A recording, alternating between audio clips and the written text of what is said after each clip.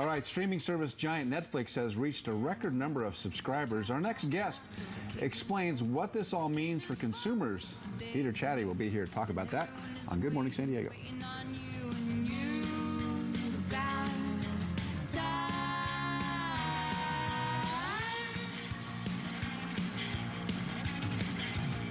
Welcome back. The future of streaming services, according to the latest announcement that Netflix has reached a record amount of subscribers. Well, what does that mean? Joining me this morning is what streaming service consumers need to know is the chairman of media and tech advisory firm CREATV Media, Peter Csathy. Nice to have you here. Great, Peter. Welcome back. Yeah, it's great to be back. You're a busy guy. You're watching all things media. This is trying. The world is crazy when it comes to what's happening in the media. Yeah. Netflix just breaking records all over the place. Absolutely. Netflix reached 137 million now, and that's the good news. The good news is that you and I and everybody who's here, we all watch Netflix, and that's more and more our go-to service.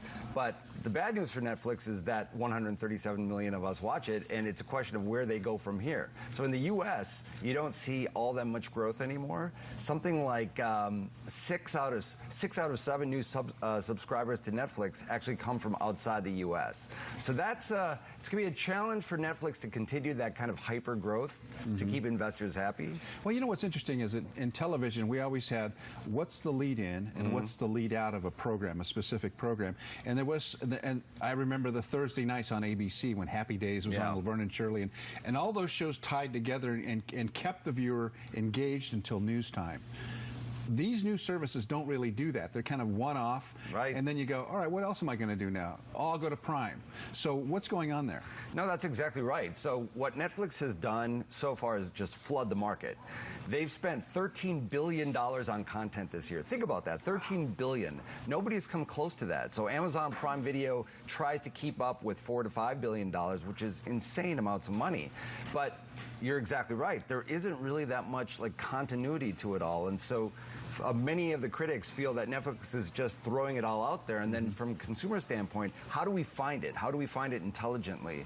And then there's the big vulnerability that I see for 2019, but which is a great opportunity for consumers, is that Disney's coming out with their own service, and so is Warner Media. And Warner Media used to be Time Warner, but then they were acquired by AT&T this past year. That deal closed, and so now Warner Media is coming up with their own new streaming service to try to be a Netflix killer. So when you look at what's going on here, Disney has announced that they're going to withhold some of their best content for like Star Wars, Pixar movies, Marvel comic movies. Think about that. They're going to withhold those movies from Netflix, and then Warner Media is going to withhold Friends, DC Comics. But let's go back to Friends. Friends is one of the most popular shows on Netflix. And so when you start holding back that content and taking it out of the Netflix, the pool of content that's available to you and me for watching, then it becomes a little bit less of a compelling So I would argue against that by saying, well, that's why we're spending so much money on original content. We want to create our own Friends. We want to create our own Star Wars, our own that sort of thing. And that's what Netflix is really aiming at. But how do they get their money back? Well, it's this hyper growth that we were talking about. The only way that they get their money back is if they can continue that kind of accelerated growth plan. And that's going to be challenging because the U.S. market is pretty saturated right now. And something else you mentioned, which is consumers can, if they don't like something or they don't see any of their shows on Netflix this month, they can then just move and they don't have to call a cable guy anymore. They can just leave that service, go to Amazon Prime Video, sign up for Hulu, and then they can watch what they want and back and forth. Well, that's what I do. I mean, I just go from little box to little box and find something that I want to watch, and I go to that and watch The Crown here, or watch Narcos over there, watch whatever I want to watch wherever I. What that tells me something though, and that is that I'm attracted to certain kinds of content. Yeah. And AI in this whole world is learning what I like, and so it's offering me things that they think I know I want. Yeah, and that's exactly right. So when you look at the services like the Netflix or Hulu's or Amazon, they're collecting data about you all the time. So they are more intelligent in many ways in terms of recommendations. And so when you're a traditional media company, you don't have that kind of information.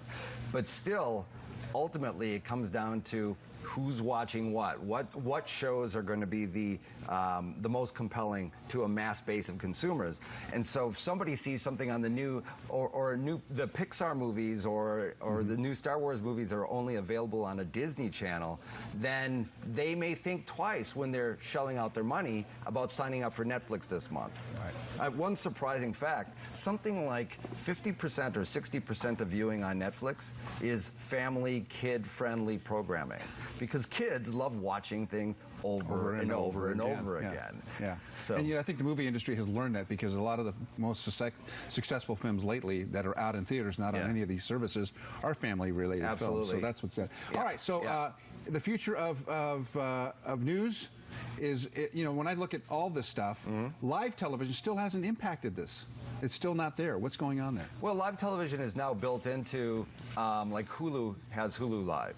YouTube has YouTube TV now, and YouTube TV is kind of like a Netflix, but Netflix doesn't have any live. Hulu does, YouTube does. And so what you're seeing is that the local stations, as an example, are absolutely critical still when you're bringing in your new services.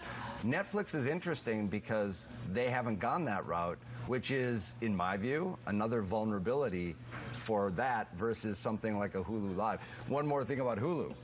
Let's not forget that Disney now owns Hulu. Yeah. 70% of Hulu. So that's as of this past year. It's Peter Chernin playing puppet master behind the scenes of all this stuff. Yeah, there's a lot of puppet mastering going on. Peter Csathy, thanks so much for being here. Very interesting stuff. We look forward to hearing more from you. And you can catch him on LinkedIn. He's got some great articles there. It's terrific. And also your book is called?